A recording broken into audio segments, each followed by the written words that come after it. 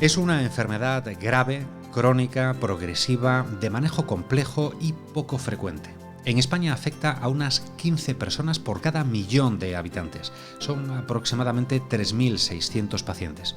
Puede presentarse en individuos de cualquier edad, aunque es más común en adultos jóvenes y mucho más frecuente en mujeres que en hombres. Hablamos de la hipertensión arterial pulmonar.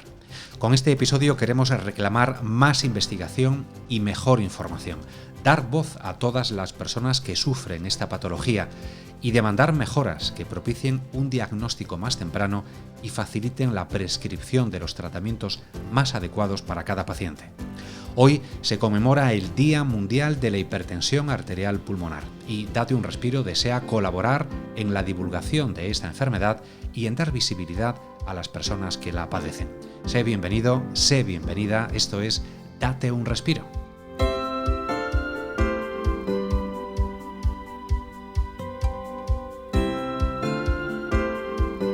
Aquí comienza Date un Respiro, el podcast de salud respiratoria de FENAER.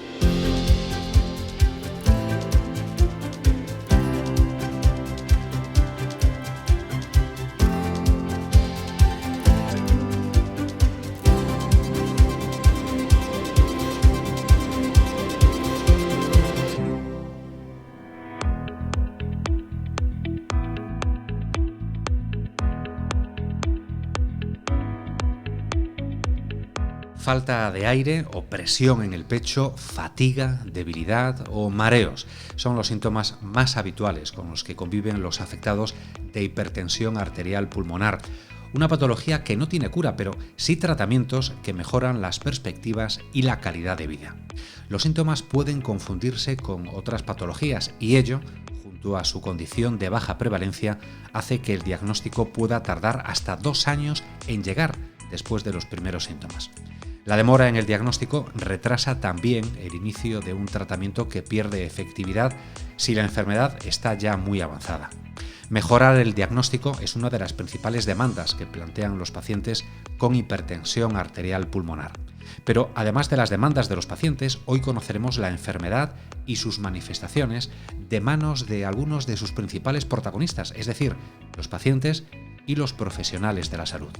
Vamos a hablar con María Rodríguez, presidenta de la Asociación Hipertensión Pulmonar España, con el doctor Manuel López Meseguer, especialista en neumología, con Ana María Ramírez, que es enfermera especialista, y también con varias personas afectadas.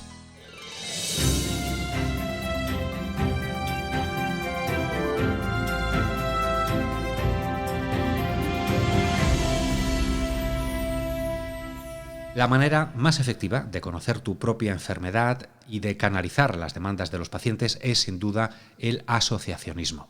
Integrarse en una asociación permite además relacionarse con personas que conviven con la misma enfermedad. Hablamos ya con María Rodríguez, que es, como os contaba, presidenta de Hipertensión Pulmonar España. María, bienvenida a Date un Respiro.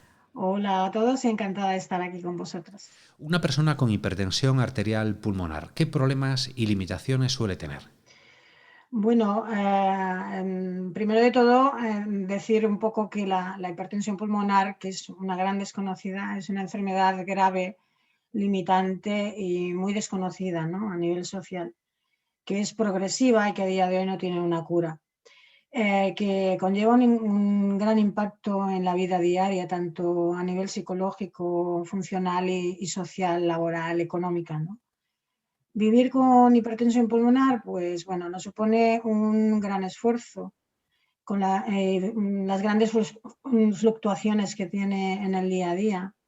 Lidiar con una sintomatología que nos impide y dificulta el desarrollo de la vida diaria, con disnea, fatiga por la falta de oxígeno, dolor en el pecho, porque es una enfermedad del pulmón, pero la padece el corazón, mareos, síncopes ante el esfuerzo, y que además en muchos de los casos se nos añade el agravante de tratamientos de administración complejos, agresivos y que requieren de dispositivos y de un adiestramiento previo por parte del paciente y vivir con un aparato en el día a día, ¿no?, que es de perfusión continua y la tenemos que llevar en nuestro cuerpo, además de que algunos de ellos también producen, en muchos casos, mucho dolor.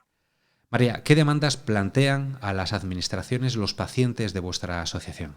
Vale, yo aquí diría un poco, como más específicos de la hipertensión pulmonar, pues hay bastantes todavía, ¿no?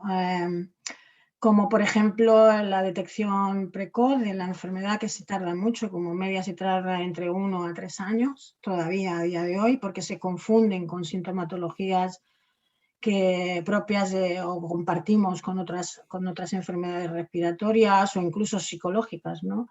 Teniendo en cuenta que esta enfermedad, de cada 5 afectados, 4 son mujeres, pues no sé, hay tendencia a que son ansiedad o, bueno, que la confunden un poco, nos meten en los grupos de psicológicos, ¿no? Creemos en cuanto a esto, no, este tema un poquito más específico, pues bueno, creemos que aquí habría que hacer mucho hincapié en la formación médica en enfermedades raras. A alguien se le tiene que ocurrir, ¿no?, que está ante un paciente de hipertensión pulmonar, ¿no? Se detecta en una edad muy temprana, ¿no? De vida media entre 30 y 50 años, con lo cual, bueno, pues a alguien se le tiene que ocurrir, ¿no?, que esa sintomatología la puede compartir una enfermedad de este tipo, ¿no?, como es la hipertensión pulmonar. Y eso es vital, la detección precoz es vital, ¿no?, en esta patología, porque de eso va a depender un buen pronóstico o un mal pronóstico. Después, que podemos pedir también, bueno, más investigación, ¿no? Después en nuevas terapias, ¿no?, para la hipertensión pulmonar. El acceso a los tratamientos y a las unidades, y sobre todo a las unidades de hipertensión pulmonar que sean con más experiencia clínica, ¿no? Al ser una minoritaria se tiene que centrar la experiencia quizá en un hospital. Tenemos 2 en toda la geografía española, CESUR, que pueden derivar a diferentes pacientes de cualquier otra autonomía, y luego hay algunos hospitales que tengan unidades, ¿no?, pero todavía no encontramos que haya un consenso en cuanto a derivación, ¿no?, y un poco el trabajo en red, ¿no? Después, y esto lo pediríamos también a la administración, ¿no?, un poco. ¿Qué más? Bueno, y como términos generales, ya en el tema un poco de asociación, ¿no?, como más generales. Yo creo que debe ser que el papel de las asociaciones de pacientes debe ser un papel como, o sea, de un agente más dentro del sistema sanitario, ¿no?, puesto que al fin y al cabo trabajamos en tareas de salud básicas y sociales, o sea, se nos debería contemplar. Y unirse a una asociación como la vuestra contribuye efectivamente a que la administración atienda a esas demandas que nos cuentas. Sí, es principal, ¿no? Claro que, bueno, podríamos decir que, bueno, es muy evidente que la necesidad de una institución social que recoja las demandas no cubiertas, ¿no?, por el sistema sanitario, necesidades que al fin y al cabo suponen un poco de desafío que los pacientes y familiares y cuidadores debemos afrontar en el manejo con la enfermedad. Pues solo así podríamos avanzar, ¿no?, en la mejora asistencial y calidad de vida, ¿no? Después, bueno, también podríamos añadir, ¿no?, que también es optimar recursos, ¿no?, y etcétera, ¿no? Creo que deberíamos encontrar, ¿no?, la manera de poder trabajar conjuntamente y en colaboración con el sistema sanitario. Pero creo que nos encontramos, y lamentablemente el asociacionismo no es un punto fuerte, ¿no?, de la cultura social del país. Creo que quizá por un poco de desconocimiento del trabajo y la labor que realizamos. Pues ojalá que poco a poco corrijamos esa situación que nos cuentas y el asociacionismo vaya aumentando. Para aquellos pacientes, María, que se lo estén pensando ahora mismo, ¿qué acciones y qué actividades desarrolláis en vuestra asociación, en Hipertensión Pulmonar España? Bueno, primero de todo, es un lugar, ¿no?, un lugar de encuentro, ¿no?, en torno a que los pacientes nos movemos, ¿no?, y encuentran y aportamos la información, el apoyo, el acompañamiento en todo el proceso con la enfermedad, ¿no?, desde el diagnóstico hasta que se integra la nueva situación en sus vidas, ¿no? no, encauzamos todo nuestro trabajo a que la persona adquiera pues, un conocimiento de la enfermedad y cómo gestionarla, ¿no? Con el objetivo de fomentar un paciente más activo y responsable con su propio autocuidado, ¿no? Siempre enfocados también, ¿no?, en mejorar en la calidad de vida y dar voz a, pues, bueno, a nuestro colectivo, en este caso de hipertensión pulmonar, que al fin y al cabo tenemos en común, ¿no? Todos somos pacientes y atendemos pacientes entre iguales, ¿no?, dijéramos, y tenemos el nexo común como es la enfermedad, ¿no? Estamos muy enfocados y nuestra misión, por así decirlo, es el empoderamiento del paciente, ¿no? Al fin, lo recogemos en nuestros fines constitucionales y bueno, ahí focalizamos en fomentar la salud en el sentido amplio de las personas afectadas y de sus familias.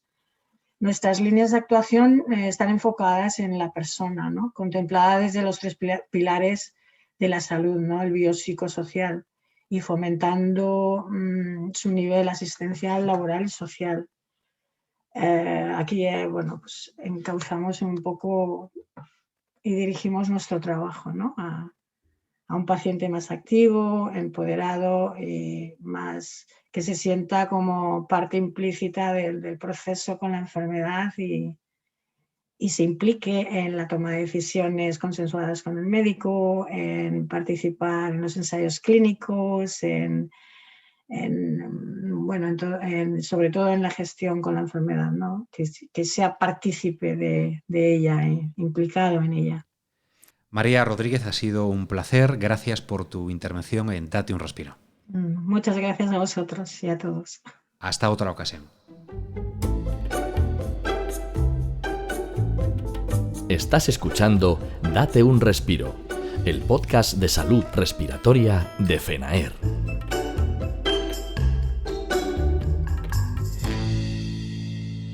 Vivir con hipertensión arterial pulmonar tiene, claro está, sus complicaciones, y no solo para quien la sufre, sino también para los familiares y personas de su entorno más cercano. ¿Cómo es realmente el día a día de estos pacientes? ¿Es difícil adaptarse? Vamos a conocer la experiencia de Roberto Martín, Jesús García y Alicia Gracia. Bueno, considero que el día a día con hipertensión pulmonar es complicado, ya que tenemos que manejar un síntoma complejo que es la disnea, la falta de aire. No es, por ejemplo, dolor crónico, como puede pasar con otras enfermedades, otras patologías. Es falta de aire que conlleva una fatiga a lo largo del día o a lo largo de las semanas. Y hay que seguir adelante, tienes que continuar, no puedes parar realmente. Tienes que seguir intentando sobrellevar tu vida hacia adelante. Pues mi día a día lo llevo adaptándolo a mis nuevas necesidades, a las restricciones propias de la enfermedad y ahora las de las autoridades sanitarias. Mi vida cambió mucho con la enfermedad y volvió a cambiar con el COVID-19, pero no solo la mía, la de mis familiares, mi mujer, mis hijos, mis hermanos y ahora con el COVID la de todas las personas. Ahora mismo el día a día con la enfermedad lo llevo bien. Llevo diagnosticada 20 años y el panorama de la hipertensión pulmonar ha cambiado mucho desde mi diagnóstico. No todos los días son iguales, evidentemente. Hay días mejores y días peores, pero he aprendido a vivir el día a día y creo que eso es fundamental.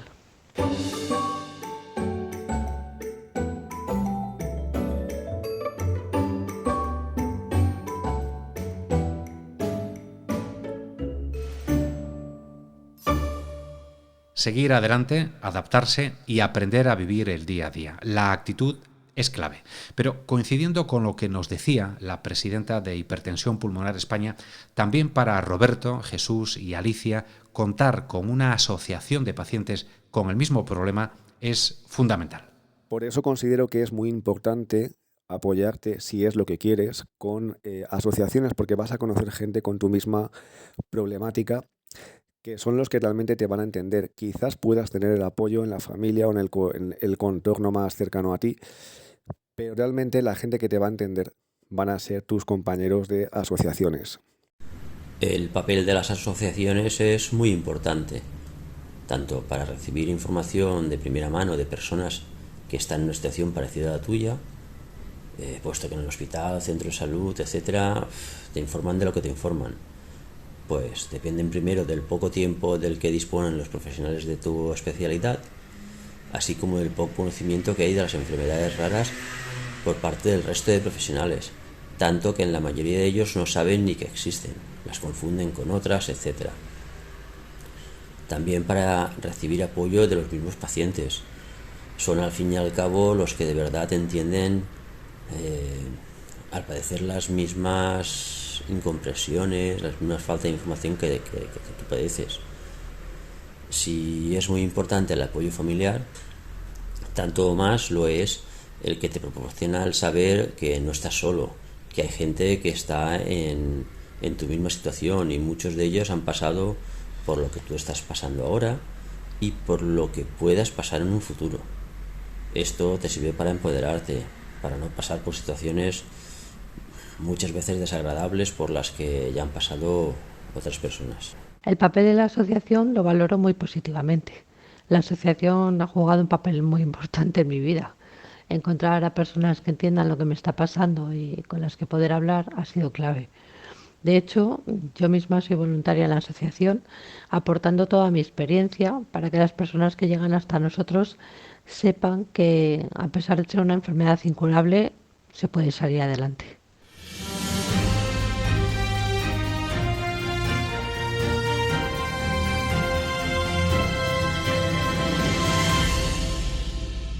El asociacionismo permite además unir esfuerzos a la hora de reclamar mejoras. Hemos conocido ya cuáles son las principales demandas de los pacientes que la padecen, pero vayamos un poco más al detalle. ¿Qué le pedirías tú a las autoridades sanitarias? Pues les pediría implicación, formación e información hacia nosotros, pero tan importante o más entre ellos. Sería muy importante que los conocimientos no se quedaran en grandes capitales como Madrid o Barcelona, sino que se compartan y formen a profesionales en diferentes enfermedades raras, o en su defecto que desde cualquier centro de España el profesional que lo necesita tenga siempre un teléfono o cualquier otro medio donde poder acceder a esa información en el momento que lo necesite, para que no pase lo que nos suele pasar, de que no nos saben atender al desconocer la enfermedad. También les pediría que inviertan más en investigación. Por los que estamos ahora padeciendo las enfermedades, que posiblemente ya lleguemos tarde o no, puesto que cada día se avanza y es la esperanza de muchos de nosotros, pero sobre todo por la gente que a día de hoy está sana, nuestros hijos, familiares, amigos. Cuantos más conocimientos se tengan y más se investigue, pues mejor será para la vida de la gente en el futuro. Que esto sirva para algo, que no sea lo de siempre. Como somos pocos y hay poco negocio, se invierte poco en ello, o sea, la pescadilla que se muerde la cola. Y por último, le pediría más implicación al sistema sanitario para intentar conocer cómo es este tipo de pacientes, porque este tipo de pacientes nos cansamos y tenemos que seguir adelante.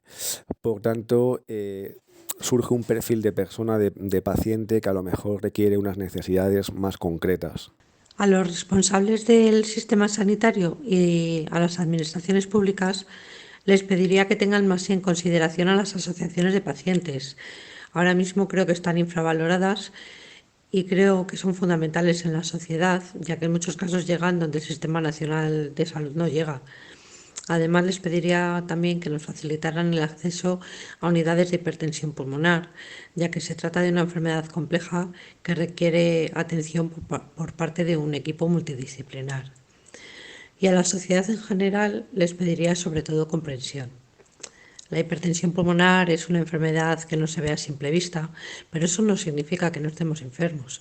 Es una enfermedad incapacitante que nos limita en las actividades normales de la vida diaria, lo que implica que mayoritariamente tenemos que dejar de trabajar. Si a eso le unimos que en algunos casos tenemos que lidiar con tratamientos invasivos y con oxigenoterapia, pues el día a día se hace mucho más cuesta arriba. Estás escuchando Date un respiro.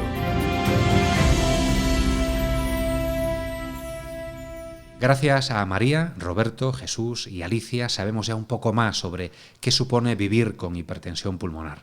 Conozcamos ahora la visión de los profesionales de la salud a través del doctor Manuel López Meseguer, neumólogo del Hospital Universitario Vall d'Hebron de Barcelona, especialista reputado en hipertensión arterial pulmonar.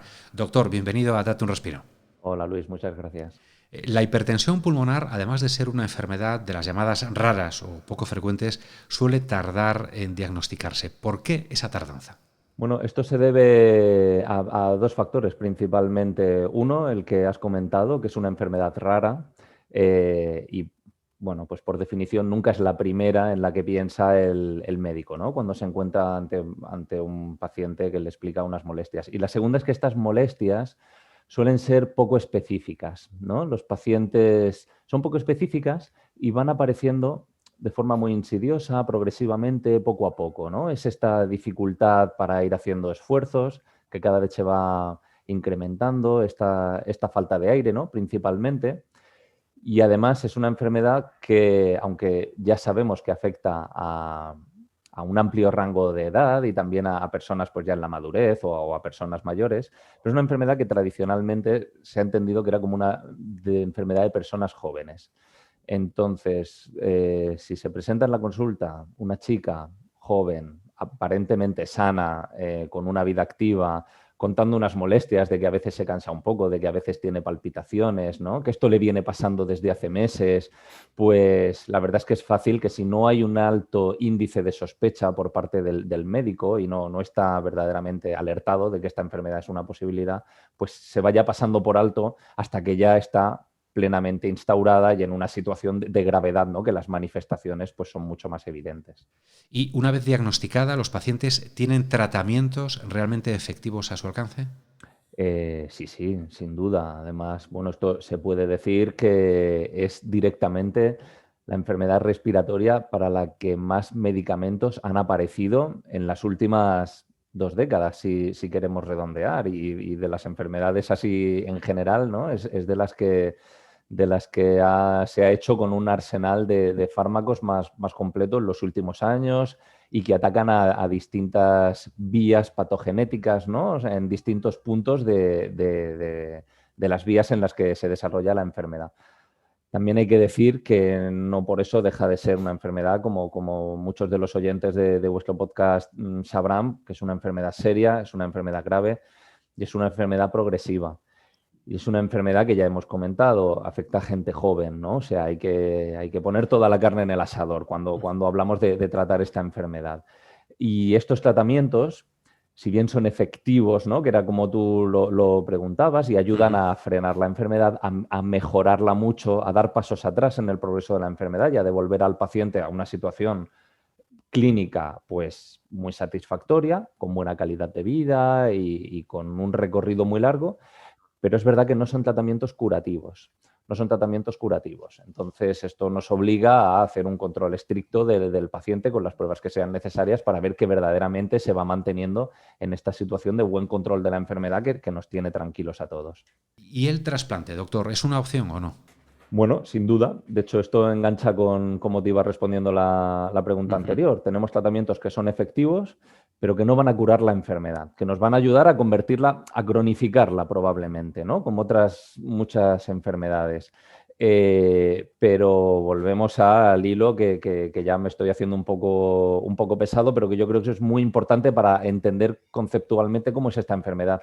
Gente joven, con toda una vida por delante, con una enfermedad que le podemos tratar, que le podemos mejorar, que podemos convertirlo en una enfermedad crónica, pero que no le vamos a curar, ¿no? Y que en algún momento del recorrido de la enfermedad, ojalá sea muchos años después del diagnóstico, pero existe la posibilidad de que ya el cuerpo no aguante, ¿no? De que el corazón, que es el que sufre, ¿no? Las consecuencias de la patología de las arterias pulmonares, pues acabe fallando, acabe diciendo que ya no aguanta, que los fármacos ya no tengan más recorridos, incluso los fármacos pues, más sofisticados que tenemos para esta enfermedad y más complicados. Y en este punto lo que tenemos que ver es si lo que hay que hacer es pues, cambiar los pulmones y poner unos sanos que den una segunda oportunidad a este paciente, ¿no? Tanto para un diagnóstico más temprano como para el mejor manejo y tratamiento de la hipertensión pulmonar, ¿considera que hay carencias en el sistema de salud que mejoraría? Bueno, yo creo que la pregunta es clarísima, pero la respuesta es complicada. Claro que hay carencias, ¿no? Y probablemente lo más importante sería hacer una estrategia de comunicación para que los médicos generales, que van a ser la puerta de entrada, normalmente el médico de familia o, bueno, ¿no? Médicos que se dedican también a patología cardiorrespiratoria, tengan un altísimo índice de sospecha sobre esta enfermedad. Esta es de las enfermedades que, si no se sospechan, no se diagnostican. Cuando un paciente, un ejemplo que todo el mundo puede entender, cuando un paciente llega diciendo que lleva 3 días con fiebre, con expectoración verde, sintiéndose mal, con tos, pues todo el mundo sabe que tiene una bronquitis o una infección respiratoria y vamos a poner antibiótico y vamos a resolverla. Pero cuando un paciente llega diciendo que hace meses o un año, ¿no? Que ay, es que parece que la cuesta que antes subía bien, pues ahora no me ahogo a mitad, ¿no?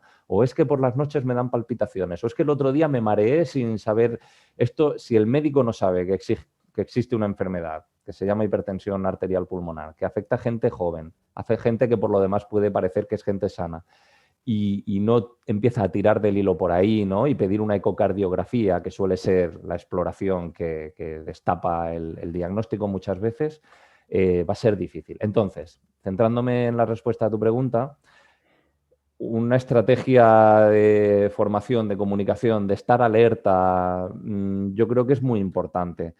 No sé si a nivel poblacional esto tiene sentido, porque hablamos de una enfermedad rara que en realidad, al final, lo más improbable es que esto acabe siendo una hipertensión pulmonar, lo que el paciente explica, ¿no? Probablemente sean otras enfermedades. Pero es verdad que las consecuencias de no diagnosticar esta enfermedad pues son muy serias para el individuo que la está sufriendo.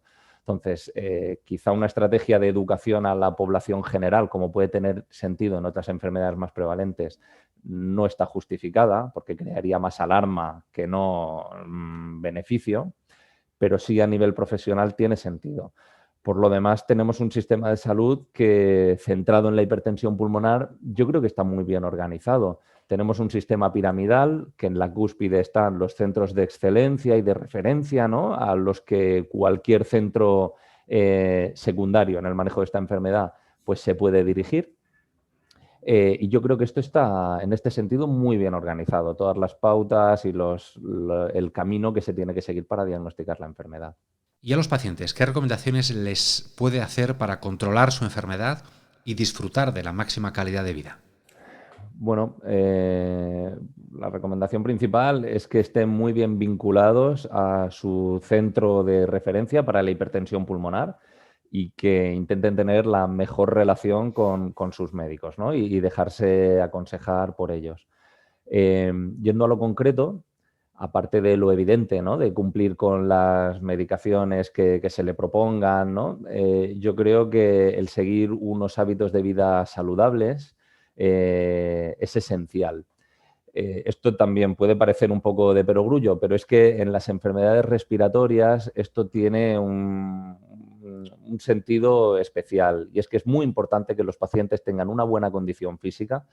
Cada vez hay más evidencia de que estar a tono, tener un estilo de vida saludable, que el cuerpo te responda, que estés activo físicamente, mejora tu calidad de vida, tu capacidad de esfuerzo, incluso el pronóstico de la enfermedad, mucho más que algunos tratamientos concretos, que a veces no nos abandonamos al fármaco y podemos hacer muchísimas más cosas en nuestro día a día que nos beneficien igual o más que algunos fármacos. Cuidar bien la dieta y, sobre todo, mantenerse físicamente activo es esencial, ¿no? Si queréis un consejo que cada uno puede aplicar en su día a día y que al final es responsabilidad del paciente, ¿no? Ahí nosotros no vamos a poder hacer mucho. Doctor Manuel López Meseguer, ha sido un placer. Muchas gracias. Ha sido un placer. Muchísimas gracias, Luis. Hasta luego. Estás escuchando Date un Respiro, el podcast de salud respiratoria de FENAER. El doctor Meseguer nos ha dado el otro punto de vista de la hipertensión pulmonar, muy complementado con el de los pacientes. Pero tenemos aún una voz experta más, otra voz profesional que conoce muy de cerca esta enfermedad. Ella es Ana María Ramírez, profesional de enfermería en la unidad de hipertensión pulmonar del Hospital Clínic de Barcelona. Y lo primero que le pedimos es que nos cuente en qué consiste su trabajo y qué cuidados de enfermería precisa un paciente con esta patología. Mi labor se desarrolla por completo en la unidad de hipertensión pulmonar del Hospital Clínic. Desde visitas de seguimiento en la consulta de enfermería, visitas imprevistas o programadas en el hospital de día para monitorización de tratamientos o control de efectos indeseables o efectos secundarios de los tratamientos. También participo en el diagnóstico con la prueba que determina finalmente si el paciente tiene hipertensión pulmonar o no, que es el cateterismo cardíaco derecho. Y organizo actividades para pacientes y familiares con hipertensión pulmonar y también para profesionales, para tener más formación e información de lo que es la hipertensión pulmonar. Yo siempre digo que no se puede hablar de cuidados de enfermería, que no se puede hablar de cuidados en general sin hablar antes de necesidades. Hemos de evaluar al paciente, hemos de evaluar qué necesidades tiene para poder prestar los cuidados que el paciente necesite. ¿Y cómo evaluaremos las necesidades? Las podemos evaluar en un ingreso mientras el paciente está ingresado, cuando viene a las visitas, a través de una entrevista. Pero lo que es más importante es que incorporemos la perspectiva del paciente, su propia experiencia para detectar esas necesidades que a veces en el día a día, en las visitas de seguimiento, pues no salen. Pero los cuidados no se limitan a las manifestaciones físicas de la enfermedad.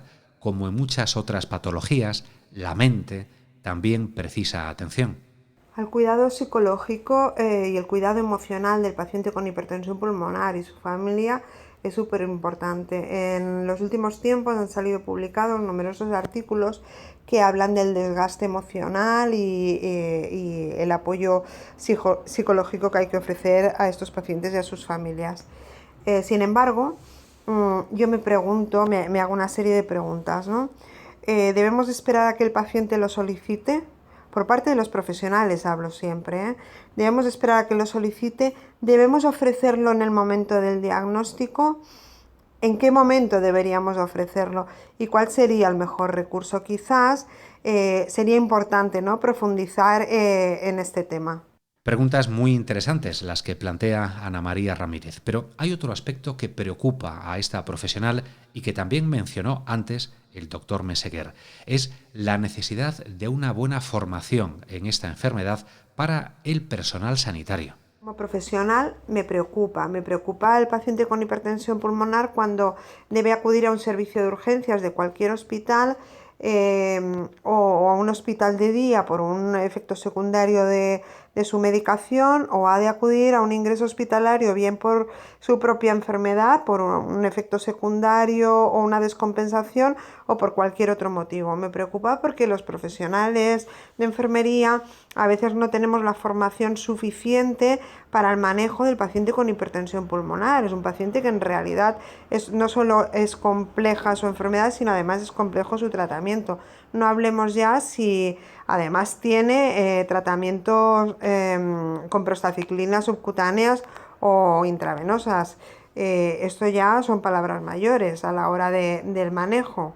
Desde la unidad de hipertensión pulmonar del Hospital Clínic estamos trabajando en la formación de los profesionales. Desde hace 4 años ya impartimos un curso para enfermería a nivel nacional en el que nos formamos, informamos de lo que es la hipertensión pulmonar y además incorporamos la voz del paciente. Nos parece súper importante que el paciente nos explique desde su perspectiva los problemas con los que se encuentra en el día a día. Es muy importante conocer que el paciente no está al lado del hospital siempre. Nosotros como CESUR tenemos pacientes que vienen de un montón de comunidades autónomas. En realidad, los profesionales que están al lado del paciente son los que tienen que tener formación, y el paciente debe tener un profesional lo más cerca posible a donde poder acudir para resolver sus problemas, sus dudas y poder estar en contacto con él. y los profesionales debemos de decir todos lo mismo, debemos de tener una formación para poder resolver los problemas que plantea el paciente en el día a día. También os puedo decir que desde el área de enfermería de SEPAR, Sociedad Española de Neumología y Cirugía Torácica, estamos empezando a trabajar también para ofrecer formación a los profesionales de enfermería y elaborar documentos de consenso que nos sirvan como guía para el manejo de las situaciones complejas y de los pacientes con hipertensión pulmonar. Cuidados, atención psicológica y la necesidad de una buena formación para manejar una enfermedad realmente compleja. Muchas gracias, Ana María Ramírez, enfermera de la Unidad de Hipertensión Pulmonar del Hospital Clínic de Barcelona. Las opiniones y testimonios que hemos escuchado hoy contribuyen sin duda a saber más sobre una enfermedad poco conocida y de la que, como hemos visto, hay mucho que decir. Esperamos que este Date un Respiro ayude a hacerla más visible. Recuerda que la próxima semana tienes una nueva cita aquí en Date un Respiro y que puedes seguirnos a través de las redes sociales y de la plataforma desde la que nos escuchas y enviarnos sugerencias y comentarios. Saludos de FENAER y de todo el equipo que hace posible este podcast, de nuestro realizador Miguel Ángel Rodríguez de los Santos, de Olga González, Martiño Suárez y Elena Goyanes, que elaboran los contenidos, y también de quien te está hablando, de Luis Fraga. Espera, no te vayas aún, que veo que viene Gracia corriendo a saludarnos. Hasta pronto.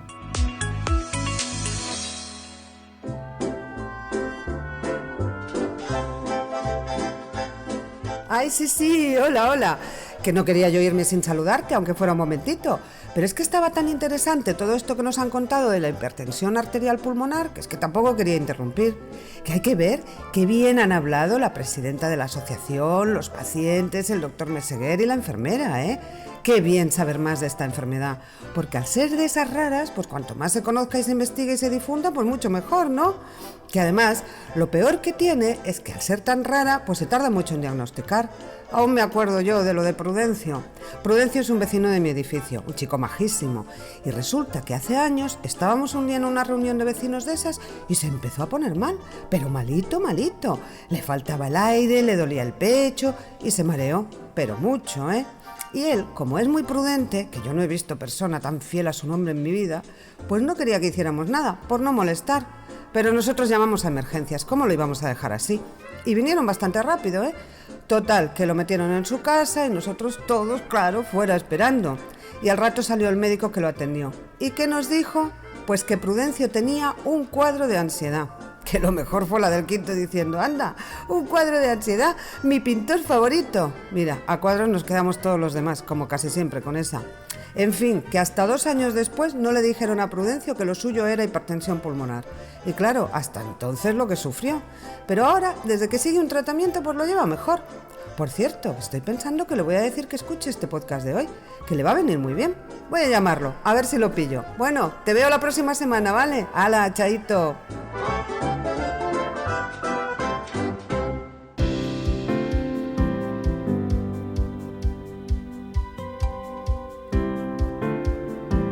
Hasta aquí, Date un Respiro.